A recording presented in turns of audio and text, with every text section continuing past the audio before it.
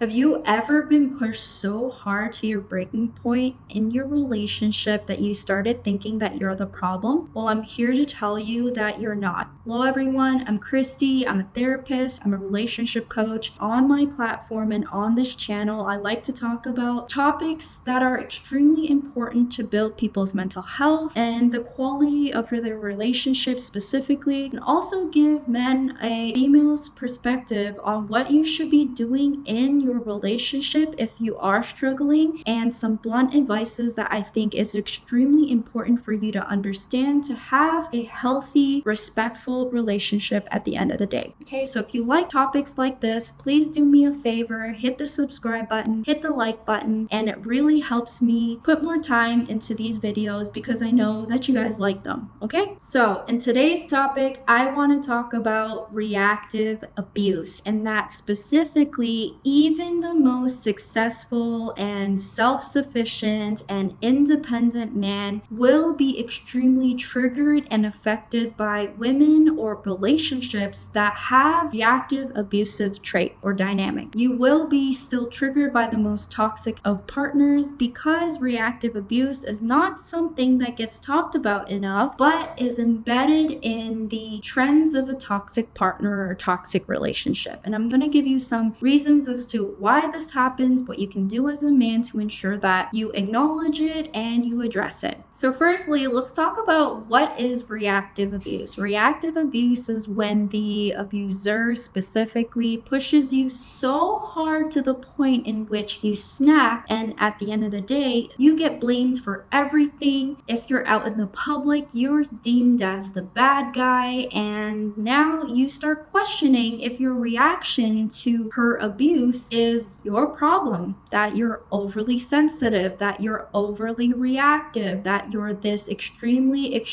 aggressive, dangerous man that shouldn't be in society. And this is what a lot of our school systems and our feminist counterparts has taught men, that your reactions to anger, your reactions to her issues or her emotional instabilities are actually the problem to relationship dysfunctions. And I just want to tell you as a therapist, that is completely wrong. It is not your reaction that is a problem. And I'm going to tell you why reactive abuse or being a victim of reactive abuse is probably what has happened that has led you to be unable to be confident in who you are, confident in your own emotions, entitled to how you cope and how you react to certain situations, and some solutions to what you can be working on as a man to ensure that never happens again. So firstly, I want to start off with a quick story of reactive abuse, and you tell me if this resonates with you or has happened to you before. I had a client who was in a very narcissistic reactive abuse relationship, and he was out for dinner with a bunch of friends and his girlfriend, and she was deliberately saying little things to provoke him, to be extremely belittling, to ensure that she feels a little bit more powerful than him in the interaction. Little comments like, "Oh, I like how Johnny did that to his girlfriend. Oh, you never do that with me." Little things in which get to your head, but you're asking yourself whether or not you should react because it's a little bit sensitive and you just don't want to be that guy who is overreactive and overly emotional. And this tension kept building up, and those comments kept building up for my client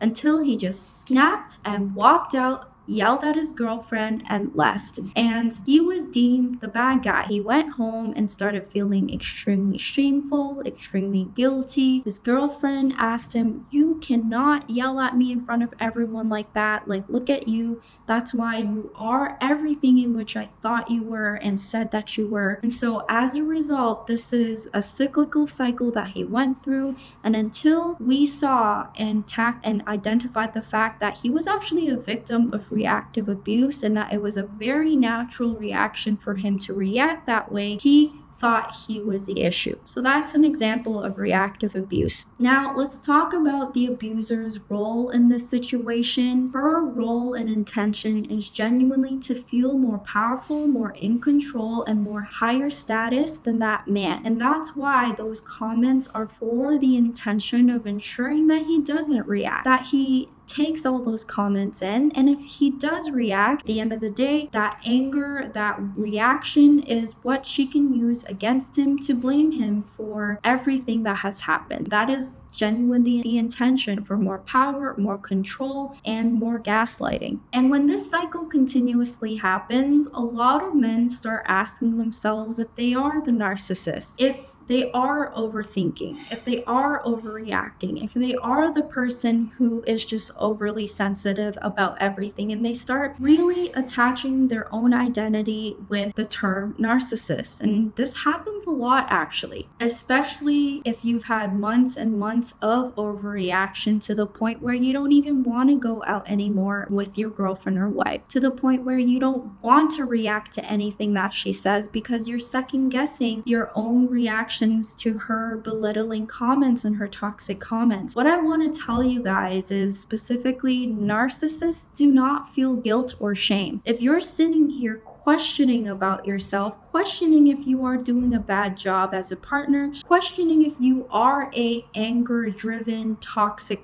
man, you're not a narcissist, because narcissists don't have the ability to actually take accountability. So I hope I validated that and told you the truth, that your experiences and your feelings are real and that you're not the bad guy. Society, schools, your mothers, parenting, girlfriends have always told you as a man to keep your cool, but nobody really talks about how hard it actually is for a man to lose his cool. And everything that gets added to the point where it hits your breaking point and you react and you become aggressive, nobody talks about how frustrating and isolating and vulnerable experience that truly is. And so I just want to tell you, I hear you and I feel you and give you some solutions. Honestly, my best advice to stopping the cycle of reactive abuse is genuinely to not get yourself involved with people who cannot take accountability for their actions towards your anger. So specifically, don't get involved with narcissists. It's just a blunt advice. You cannot continue being involved with people who are driven and thrive to your reactions to their abuse. Women who are prone to reactive abuse drives off your anger, drives off to you reacting insecurity or reaction specifically to what she did to you. If you feed into it, she feels more in control, she feels more powerful, because that is her tactic in order to actually gain more control over you, more security over you, that she still has you trapped. So if you continue getting involved with these type of women, or you address it for a couple of times and she refuses to actually acknowledge it and fix it, it really is a cycle that you don't want to continue being in.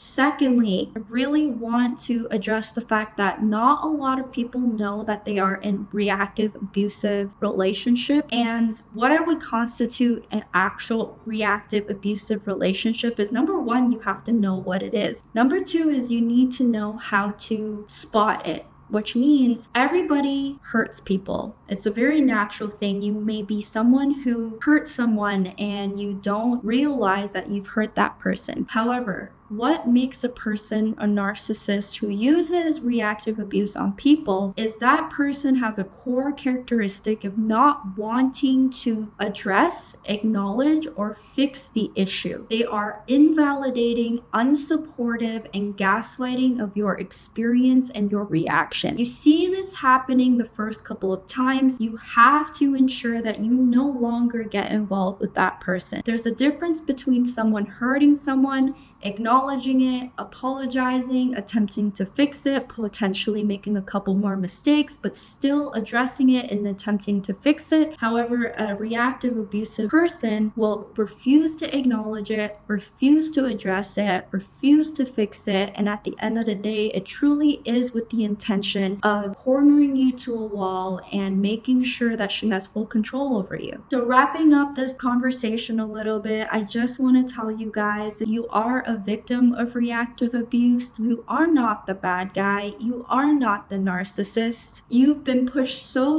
hard to your breaking point, to the point in which your natural body is trying to protect you in ways in which you become extremely angry, extremely vulnerable, extremely sensitive. You're at a position in survival mode. You start to question everything in which you are made up of, or your own standards of morals, ethics, and behaviors in life. And so if you are in that position, it's really time to reflect on the fact of two things. Number one, why did you not realize it? And how did you become the victim? What is it embedded in your brain and your past childhood or your traumas and your past experiences as a man that has made you extremely vulnerable to people who are going to women, or people who are going to have the tendency to accuse you of things, and providing you with ample opportunities to prove that that person is wrong, right? That is a natural fear and drive in people that are victims to reactive abuse. Once they are accused, they want